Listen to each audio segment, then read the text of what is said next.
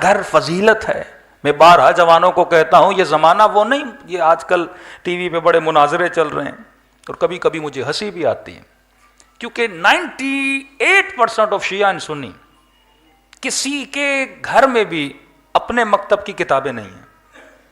آپ روڈ پہ چلتے پھرتے کسی برادر اہل سنت سے پوچھیں گھر میں بخاری ہے، کہے گا نہیں۔ کسی شیعہ سے پوچھیں گھر میں بہار ہے، کتب اربع ہیں۔ اب ایک کتاب سب کے گھر میں ہے، وہ قرآن ہے، وہ بھی اتنی محترم ہے ہم نے کپڑوں میں لپیٹ کے بند کر کے رکھ دی ہے کہ یہ میں نے تو پڑھنی نہیں ہے، مرنے کے بعد شاید کوئی آ کے پڑھ لے۔ ہاں، کسی کے گھر میں اپنے مکتب کی کتابیں نہیں ہیں، اور جب مناظرے ہوتے ہیں تو کیا دکھایا جاتا ہے؟ کتابیں۔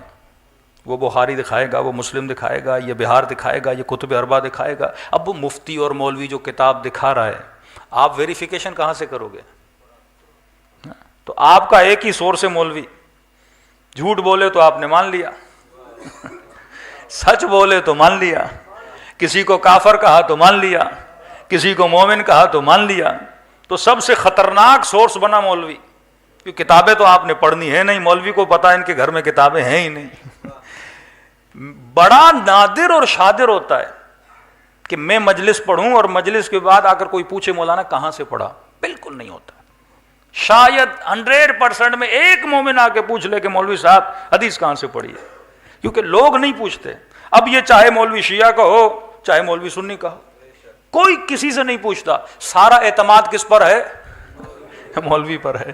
اب مولوی کی مرضی تجھے جہنم میں دھکیلے، مولوی کی مرضی تجھے، پوری قوم تو اس کے پیچھے لگی ہوئی ہے نا کہ جہاں یہ بھیج دے۔ اب قوم کو کیا پتا کون کافر ہے کون منافق ہے، نہ قرآن آئے نہ حدیث آئے۔ تو ایک سورس جو سب سے مضبوط سورس ہے، جو ہر بندے کے پاس ہے، قرآن بھی اگر آپ کے گھروں پر ہے تو قرآن ہر کسی کو سمجھ نہیں آتی، وہ سورس ہے عقل کا سورس، لاجک، منطق۔ کیا جو فطرت خدا نے ہر انسان کو دی ہے، واللہ اگر اس فطرت پہ چلو تو ہماری زندگی کیا ہو جائے؟ آباد ہو جائے۔ کہ اگر میں پورے مجمع سے ایک سوال کروں آپ کی ساری فطرتیں مجھے ایک جواب دیں گی، نہ کسی کتاب کی طرف رجوع کرنے کی ضرورت ہے، نہ کسی بہار اور بخاری کو پڑھنے کی ضرورت ہے، نہ اتنی زحمت ہو کہ گھر میں جا کے قرآن کھودو۔ جو سب سے پہلا جواب جو انسان کی فطرت سے آتا ہے، مثلا میں سوال کروں اس مجمع میں کوئی ایسا بندہ ہے جسے کنجوس سے محبت ہو؟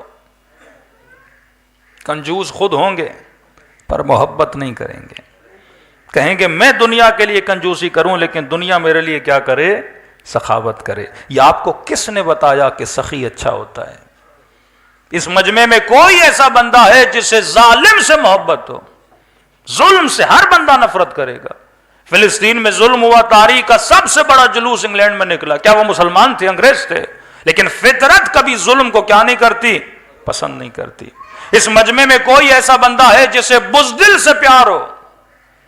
ہر بندہ بہادر کا عاشق ہوتا ہے۔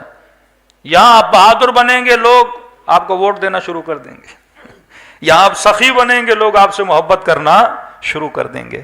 بہادری ہر کسی کو اچھی لگتی ہے۔ تب کسی نے کہا کہ علی آپ کو اچھا کیوں لگتا ہے؟ میں نے کہا قصور ہمارا نہیں، فطرت کا قصور ہے۔ فطرت بہادر سے محبت کرتی ہے، بھاگنے والوں سے محبت نہیں کرتی۔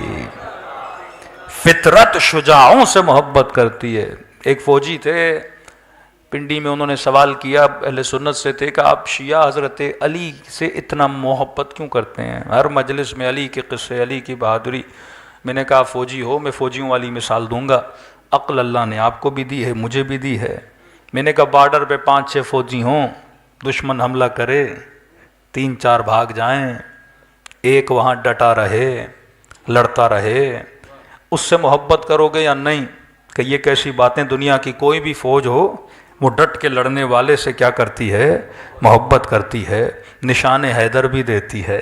میں نے کہا جواب خود بھی دے رہے ہو پھر بھی پوچھ رہے ہو کہ ہم علی سے محبت کیوں کرتے ہیں؟ فطرت کا مسئلہ ہے۔ نہ ہماری کوئی رشتہ داری امیر المومنین سے، کہاں عجم اور کہاں عرب، لیکن اتنا عشق کہ میں سر کٹانے کے لیے تیار ہے، اتنا عشق کہ چھوڑنے کے لیے تیار نہیں، کیونکہ عقل جب حق کو پہچان لیتی ہے تو چھوڑتی نہیں۔